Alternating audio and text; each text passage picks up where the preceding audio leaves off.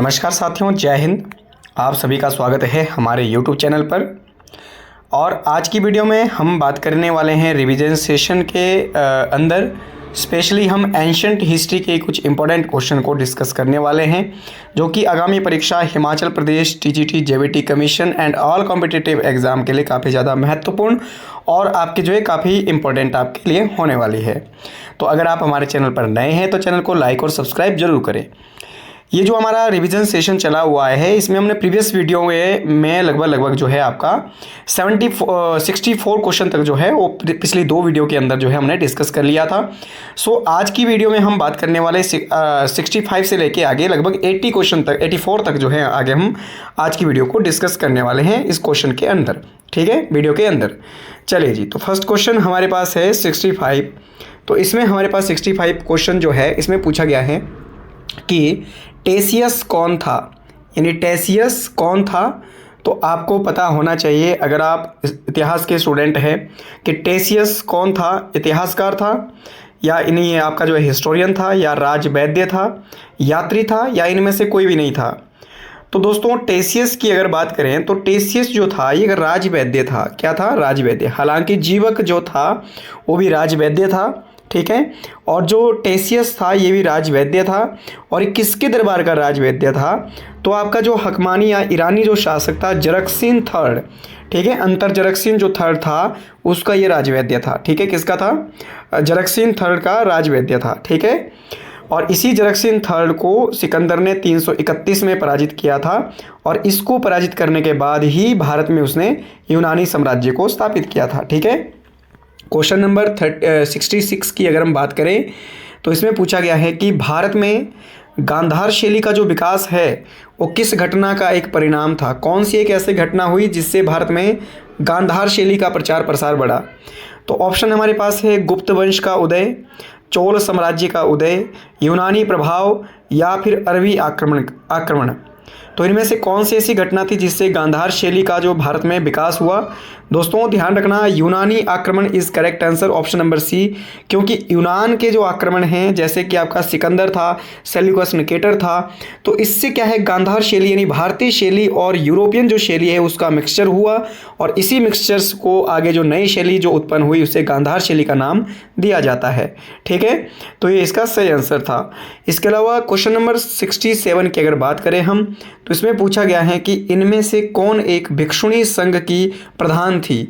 इनमें से कौन एक जो है वो भिक्षुणी संघ की प्रधान थी, यानी जो भिक्षु और भिक्षुणी थे आपके जो जैनिज्म में आपके जो जैन धर्म को जिन्होंने स्वीकार किया था ऐसे जो लोग हैं वो भिक्षु थे और ऐसी महिलाएं भिक्षुणी कहलाती थी। तो इनकी प्रमुख महिला प्रधान कौन सी थी? अनोजा, प्रियदर्शना, चंदना या प्रजापति गौतमी। ऑप्शन नंबर 1 है अनोजा। अनोजा अगर हम बात करें तो इनको दूसरे शब्दों में प्रियदर्शना भी कहते हैं, ठीक है। अनोजा और प्रियदर्शना बात एक ही है। स्वामी महावीर की आपकी जो ही ये पुत्री थी और इसका जो पति था, पति का नाम यानी हस्बैंड का नाम था जामिल। क्या नाम था दोस्तों? जामिल, ठीक है। तो जामिल इसका हस्बैंड था, ठीक है। और जामिल महावीर का पहला शिष्य भी था, ये भी ध्यान रखें आप, ठीक है।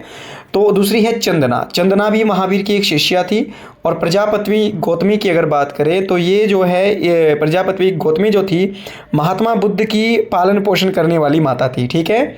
तो इसका जो सही आंसर है बौद्ध भिक्षुणी प्रधान की अगर बात करें option number C is correct answer. Chandana जो थी वो पहली आपकी इनमें से जो है बौद्ध भिक्षुणी संघ की एक प्रमुख आपकी जो है थी। कौन? आपकी चंदना। तो ये था इसका सही आंसर। क्वेश्चन नंबर 68 की अगर हम बात करें जैन धर्म में प्रचलित संथारा प्रथा पर प्रतिबंध किस राज्य के उच्च न्यायालय द्वारा लगाया गया? पहली बात कि संथारा प्रथा क्या थी? संथारा या इसे संलेखना विधि भी कहते हैं दोस्तों, दूसरे शब्दों में या तो इसे संथारा विधि कहते हैं या फिर इसे संलेखना विधि भी कहते हैं दूसरे शब्दों में। क्योंकि जो संलेखना विधि है ये जैन धर्म में प्रचलित थी, काफ़ी प्रचलित थी। इस विधि के द्वारा व्यक्ति जो है बौद्ध भिक्षु होते थे या फिर बौद्ध धर्म के समर्थक जो होते थे, चाहे वो आपके कोई भी हो, ठीक है, जिसने बौद्ध धर्म को में विश्वास रखता हो, तो ये अपने एक शरीर को त्याग करने की एक प्रथा है, ठीक है। शरीर को त्याग करने की एक प्रथा है। ये कैसे आपके शरीर को त्याग करते थे? ये आपके जो है एक एकाग्रता हो करके ध्यान लगा करके क्या है खाना जो है वो आपका शरीर को खाना पीना बंद कर देते हैं और लगातार फास्ट विधि से मतलब कि आपका जो है व्रत विधि से क्या है लगातार अन्न जल ग्रहण करना बंद कर देते हैं और इसी कारण से भूखे रह करके अपने शरीर को त्याग कर देते हैं। तो ये आपकी जैन धर्म में जो है संथारा या संलेखना विधि से कहते थे। और इसी विधि का प्रयोग करके मौर्य शासक चंद्रगुप्त मौर्य ने भी अपने प्राण को न्यौछावर किया था, त्याग किया था। कहाँ पर? श्रवणबेलगोला के अंदर, कर्नाटक का जो श्रवणबेलगोला है उसी वहाँ पर जो है चंद्रगुप्त मौर्य ने अपने जो शरीर है उसी विधि के द्वारा त्यागा था। प्रश्न पूछा है कि ये जो आपका प्रथा है इस पर प्रतिबंध लगाने वाला कौन सा राज्य का उच्च न्यायालय था? Bihar high court, Uttar Pradesh high court, Rajasthan high court या सुप्रीम कोर्ट ऑफ इंडिया? तो इसका सही आंसर है दोस्तों राजस्थान। ठीक है, राजस्थान हाई कोर्ट ने सन 2014 के अंदर, ठीक है, सन 2014 के अंदर इस प्रथा के ऊपर प्रतिबंध लगाया और उसने ये निर्णय दिया कि ये जो प्रथा है ये मृत्यु आपकी जो है सुसाइड मानी जाएगी। ठीक है, और इसको जो है मर्डर के अंतर्गत जो है लाया गया। ठीक है, और इसी कारण से 2014 में इसको राजस्थान हाई कोर्ट ने क्या इसके ऊपर प्रतिबंध लगाया था। तो ये आपने ध्यान रख लेना ये। ठीक है, कई बार क्वेश्चन आपके जो है पुट कर लिया गया है, पुट बहुत बार आपके 2-3 बार जो है एग्जाम में पूछा गया है। ठीक है, क्वेश्चन नंबर 69 की अगर बात करें, क्वेश्चन नंबर 69 में किस एक महाजनपद में महावीर ने महापरिनिर्वाण प्राप्त किया था? तो कौन सा ऐसा एरिया था जहां पर जो है आपका स्वामी महावीर ने महापरिनिर्वाण प्राप्त किया था? महापरिनिर्वाण का मतलब है देहांत, जहां पर इनका हुआ था वो एरिया कौन सा है? कुशीनगर है, मल है, बज्जी है या चेदी है? पहली बात तो आपको ये पता होना चाहिए कि महावीर का महापरिनिर्वाण कहाँ हुआ? पावापुरी में। कहाँ हुआ था? पावापुरी में हुआ था। और पावापुरी कहाँ पर पड़ता है? बज्जी के अंदर पड़ता है। तो option number C is correct answer. ठीक है, बज्जी के अंदर, बज्जी का जो पावापुरी जो शहर है कस्बा था वो बज्जी जनपद के अंदर आता था। और जो कुशीनगर की अगर बात करें तो कुशीनगर में जो देहांत हुआ था वो महात्मा बुद्ध का हुआ था। ठीक है, आई होप आपको कंटेंट अच्छा लगा होगा, काफ़ी इन्फॉर्मेटिव ये आपका जो सेशन आपके लिए रहने वाला है दोस्तों। अगर आप चैनल पर नए हैं तो चैनल को लाइक और सब्सक्राइब आप जरूर करें। ठीक है, इसके अलावा स्पेशली हिमाचल प्रदेश जेबीटी और टीजीटी के लिए हमारे पास history, political science, geography and Himachal GK, ठीक है, इसके जो नोट्स है वो भी अवेलेबल है, हमारे अवेलेबल हो चुके हैं हमारे पास।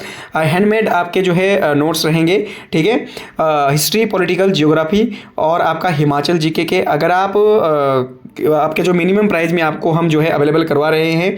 ठीक है, अगर आप कोई इच्छुक है, किसी को नीड है तो आप इस कॉन्टैक्ट नंबर पे जो है आपका कॉन्टैक्ट करके व्हाट्सएप या फिर आपका कॉल करके जो है आप हमारे से बात कर सकते हैं। ठीक है, 7807099856। ठीक है, 99856 99856 7807099856। ठीक है, चलिए जी बढ़ते हैं आगे क्वेश्चन नंबर 70 की तरफ। क्वेश्चन नंबर 70 जो है हमारे पास वो पूछा गया है कि क्वेश्चन नंबर 70 में पूछा गया है कि आपका जो है किस एक जैन तीर्थंकर का प्रतीक चिन्ह स्वास्तिक था? यानी स्वास्तिक का जो चिन्ह है वो किस एक जैन तीर्थंकर का प्रतीक चिन्ह था?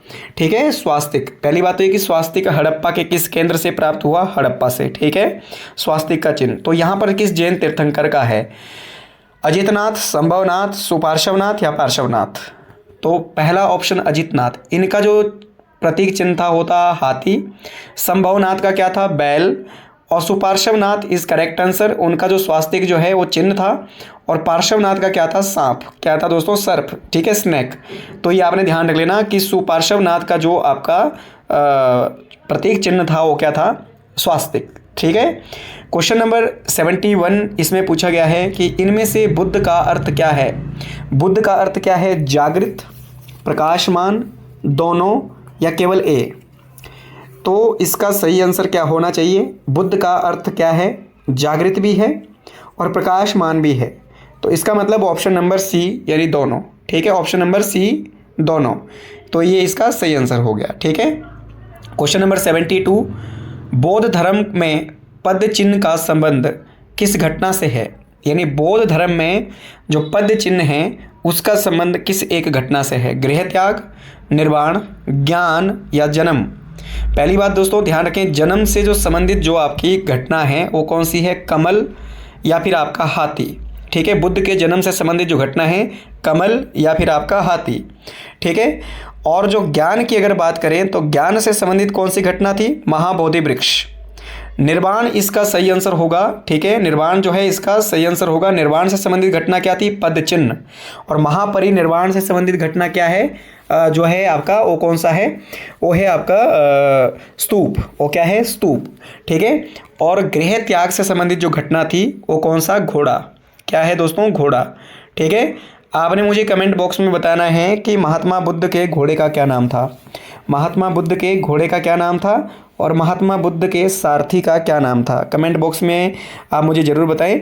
जिस भी एस्पिरेंट्स को पता है तो कमेंट बॉक्स में बताइएगा कि महात्मा बुद्ध के घोड़े का क्या नाम था और महात्मा बुद्ध का जो सारथी था उसका क्या नाम था। ठीक है, चलिए क्वेश्चन नंबर 73 की अगर हम बात करें, 73 में मगध के किस शासक की पत्नी बुद्ध से प्रभावित होकर बौद्ध भिक्षु बन गई थी? ठीक है, कि मगध का कौन सा ऐसा शासक था जिसकी पत्नी बुद्ध से प्रभावित होकर बुद्ध की शिक्षाओं और बुद्ध की जो है आपका व्यवहार से प्रभावित होकर उसने बौद्ध धर्म को अपना लिया था और बौद्ध धर्म की भिक्षु बन गई थी, भिक्षुणी बन गई थी। तो कौन सा ऐसा शासक था? महापद्म नंद, चंद्रगुप्त मौर्य, या फिर अशोक, या फिर आपका बिंबिसार। तो दोस्तों इसका जो सही आंसर होगा बिंबिसार। बिंबिसार जो था उसकी पत्नी, हालांकि बिंबिसार भी बुद्ध का समकालीन था और बिंबिसार की पत्नी ने महात्मा बुद्ध की शिक्षाओं से प्रभावित होकर के जो आपकी उसकी जो पत्नी थी महाकोशला देवी, ठीक है, वो क्या है? प्रभावित होकर बौद्ध भिक्षु बन गई थी। तो ये इसका सही आंसर होगा। जो बिंबिसार था, बिंबिसार की कुल 3 पत्नियां थी, चेलना, क्षेमा और महाकोशला। ठीक है, और महाकोशला उसकी पहली पत्नी थी जिसके साथ विवाह करने के लिए प्रसेनजीत कौशल जो आपका राजा था उसने क्या है आपका काशी का जो क्षेत्र है वो आपको दहेज के रूप में उसको प्रदान किया था।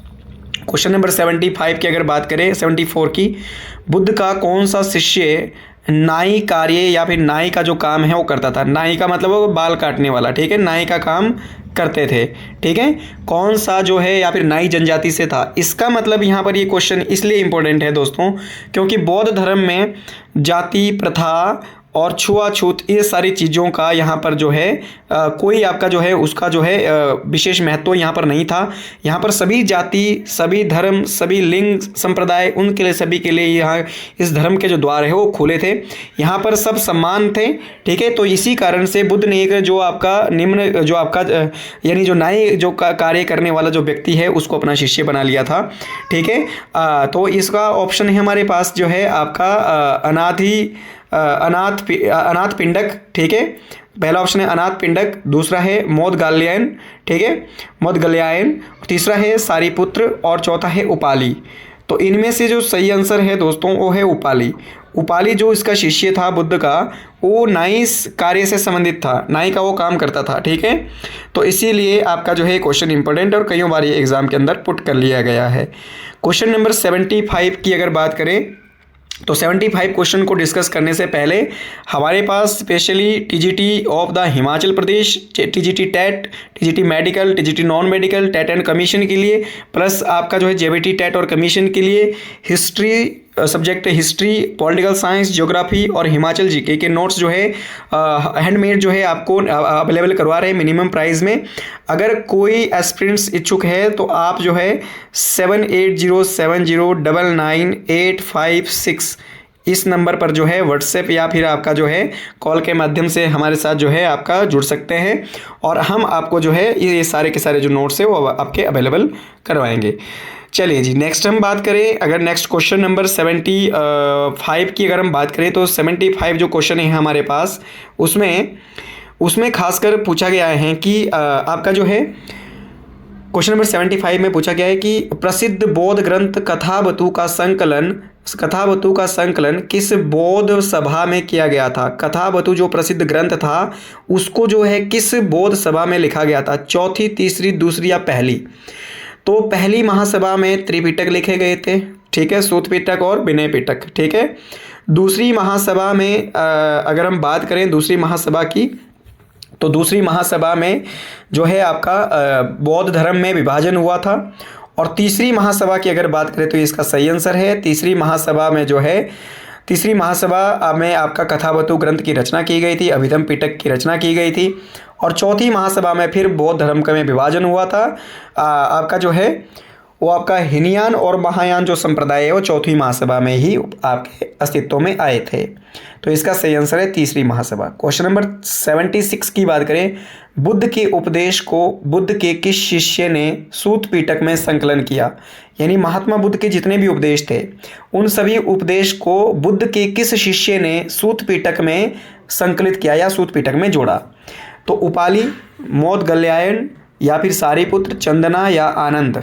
तो इसका सही आंसर होने वाला है दोस्तों आनंद, ऑप्शन नंबर ई, यानी आनंद ने इनकी जो शिक्षाओं को सूत पिटक में आपका जो है संकलित किया था।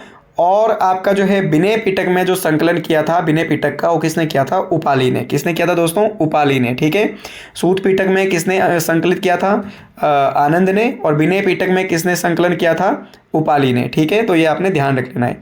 क्वेश्चन नंबर 77 की अगर बात करें, महावस्तु का संबंध किस ग्रंथ से है?